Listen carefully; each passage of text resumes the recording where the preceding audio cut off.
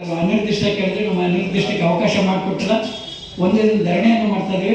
ಇದನ್ನು ರಾಜ್ಯ ಮಟ್ಟದಲ್ಲಿ ಸುದ್ದಿ ಮಾಡೋದ್ರ ಮೂಲಕ ರಾಜ್ಯಾದ್ಯಂತ ಇರುವ ನಿವೃತ್ತ ನೌಕರರು ಧರಣಿಯಲ್ಲಿ ಪಾಲ್ಗೊಳ್ಳೋದಕ್ಕೆ ತಮ್ಮ ಒಂದು ಸಂದೇಶವನ್ನು ನೀಡಬೇಕು ಅಂತ ಹೇಳಿ ನನ್ನ ಮಾತನ್ನು ಮುಗಿಸ್ತಾ ಇದ್ದೇನೆ. ನಮ್ಮ ಇನ್ನೊಬ್ಬ ಸಂಚಾಲಕರಾಗಿರ್ತಕ್ಕಂಥ ಬಿಸಿರೋಟಿ ಅವರು ಒಂದೆರಡು ಮಾತು ಮಾತಾಡ್ತಾರೆ.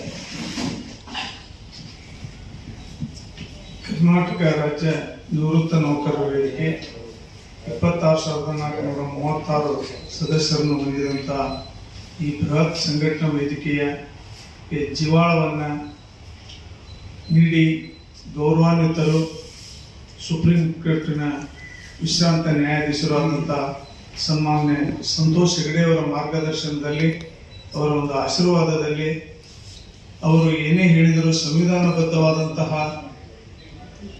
ಒಂದು ವಿಚಾರಗಳನ್ನು ನಮಗೆ ಹೇಳಿ ನಿಮಗೆ 100ಕ್ಕೆ 100 ಇದು ಅವರು ಕೊಡಲೇಬೇಕು, ಇದನ್ನು ಸಂವಿಧಾನಬದ್ಧವಾದಂತಹ ಬೇಡಿಕೆಯಾಗಿದೆ ಅನ್ನುವಂಥ ಮಾತನ್ನು ಹೇಳಿ ನಮಗೆ ಒಂದು ಚೈತನ್ಯವನ್ನು ನೀಡಿದ್ದಾರೆ. ಪ್ರಥಮದಲ್ಲಿ ಅವರಿಗೆ ನಮ್ಮ ಎಲ್ಲ 26,436 ನಿವೃತ್ತ ನೌಕರ ಬಂಧುಗಳ ಪರವಾಗಿ ಕೃತಜ್ಞತೆಯನ್ನು ಈ ಸಂದರ್ಭದಲ್ಲಿ ಸಲ್ಲಿಸ್ತಾ ಇದ್ದೀನಿ. ಅಂಥ ಮಹನೀಯರು ಇರುವುದರಿಂದಲೇ ಇನ್ನೂ ಸಂವಿಧಾನ ಬದುಕಿದೆ ಅನ್ನುವಂಥ ಭಾವನೆ ಇದೆ. ಅದೇ ರೀತಿಯಾಗಿ ನಮ್ಮ ಕರ್ನಾಟಕ ರಾಜ್ಯದ ಮುಖ್ಯಮಂತ್ರಿಗಳು ಒಂದು ಸ್ಲೋಗನ್ ಹೇಳ್ತಾ ಇದ್ದಾರೆ, ನಮ್ಮದು ಸಾಮಾಜಿಕ ನ್ಯಾಯದ ತಳಹದಿಯ ಮೇಲೆ ನಿಂತಹ ಸರ್ಕಾರ. ಹಾಗಾದ್ರೆ ಸಾಮಾಜಿಕ ನ್ಯಾಯ ಅಂತಂದ್ರೆ ದುಡಿದವರ ದುಡ್ಡನ್ನು ಕೊಟ್ಟರೆ ಸಾಮಾಜಿಕ ನ್ಯಾಯ ಅನ್ನುವಂಥ ಸಮಸ್ತ 26,436 ನಿವೃತ್ತ ಬಂಧುಗಳ ಒಂದು ಅಭಿಪ್ರಾಯವಾಗಿದೆ. ಸನ್ಮಾನ್ಯ ಮುಖ್ಯಮಂತ್ರಿಗಳೇ, ಈಗಲಾದರೂ ಕಾಲು ಮಿಂಚಲ್ಲ, ತಮ್ಮ ಒಂದು ವ್ಯಕ್ತಿತ್ವವನ್ನು ಉಳಿಸಿಕೊಳ್ಳಿ. ತಮ್ಮ ಅಧಿಕಾರದಲ್ಲಿ ಇಂಥ ಒಂದು ಬೇಡಿಕೆಯನ್ನು ಈಡೇರಿಸಿದರೆ ನಮ್ಮ ಗೌರವಾನ್ವಿತ ಸುಪ್ರೀಂ ಕೋರ್ಟಿನ ನ್ಯಾಯಾಧೀಶರು ಸಂವಿಧಾನಬದ್ಧವಾದಂಥ ಒಂದು ಇದು ಬೇಡಿಕೆಯಾಗಿದೆ ಅನ್ನುವಂಥ ಮಾತು ತಮಗೆ ಸತ್ಯವಾಗುತ್ತದೆ. ತಮ್ಮ ಸಾಮಾಜಿಕ ನ್ಯಾಯವಾದಂಥ ಬೇಡಿಕೆಯನ್ನು ಸತ್ಯವಾಗುತ್ತದೆ. ನಾವು ಕೇಳೋದಿಷ್ಟೇ, ನಾವು 1/7/22 ನಂತರ ಅಂದ್ರೆ 30/6/22ಕ್ಕೆ 6ನೇ ವೇತನ ಅವಧಿ ಮುಕ್ತಾಯ. 1/7/22 ನಂತರ ನಾವು ನಿವೃತ್ತಿಯಾಗಿದ್ದೇವೆ. ಮತ್ತೆ ಸುಧಾಕರ್ ರಾವ್ ಅವರು 1/7/22ರಿಂದ ಇದು ವೇತನ ಆಯೋಗ ಜಾರಿಗೊಳಿಸಿದ್ದಾರೆ. ಆದರೆ ಸರ್ಕಾರದ ವಿವೇಚನೆ ಬಿಟ್ಟು ಆರ್ಥಿಕ ಸೌಲಭ್ಯವನ್ನ 1/8/24ರಿಂದ ಕೊಡಲ್ಪಟ್ಟಿದೆ. ಹಾಗಾದ್ರೆ ನಾವು ಹಿಂದಿನ ಅರಿಯರ್ಸ್ ಅವ್ರಿಗೆ ಬೇಡ, ನಮಗೂ ಬೇಡ.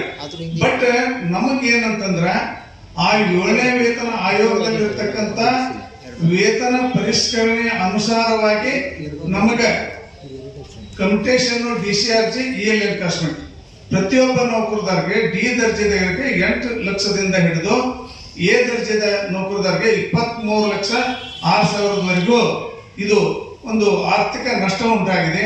ಈ ಸೌಲಭ್ಯವನ್ನ ದಯಮಾಡಿ ನಮ್ಮ ಗೌರವಾನ್ವಿತ ಸುಪ್ರೀಂ ಕೋರ್ಟಿನ ನ್ಯಾಯಾಧೀಶರ ಅವರು ಯಾವುದೇ ಪಕ್ಷಪಾತವಾಗಿ ಹೇಳ್ತಾ ಇಲ್ಲ, ಸಂವಿಧಾನ ಬದ್ಧವಾಗಿ ಹೇಳ್ತಾರ. ಆದ್ದರಿಂದ ನಮ್ಮ ಘನ ಸರ್ಕಾರದ ಮುಖ್ಯಮಂತ್ರಿಗಳು ಸಹಿತ ಸಾಮಾಜಿಕ ನ್ಯಾಯದ ಮಾತುಗಳನ್ನು ತಾವು ಹೇಳ್ತಾರೆ. ತಮ್ಮ ಒಂದು 2 ಮಾತುಗಳನ್ನು ಈಡೇರಬೇಕಾದ್ರೆ ಆದಷ್ಟು ಬೇಗನೆ ಈ ಒಂದು ಬೇಡಿಕೆಯನ್ನು ಈಡೇರಿಸಬೇಕು.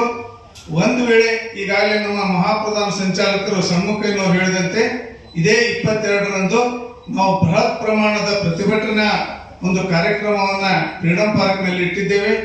ಸುಮಾರು 20,000ಕ್ಕಿಂತ ಹೆಚ್ಚು ನಿವೃತ್ತ ನೌಕರರು ಬಂಧುಗಳು ಈಗಾಗಲೇ ರಿಸರ್ವೇಶನ್ ಮಾಡಿ ಸನ್ನದ್ಧರಾಗಿದ್ದಾರೆ.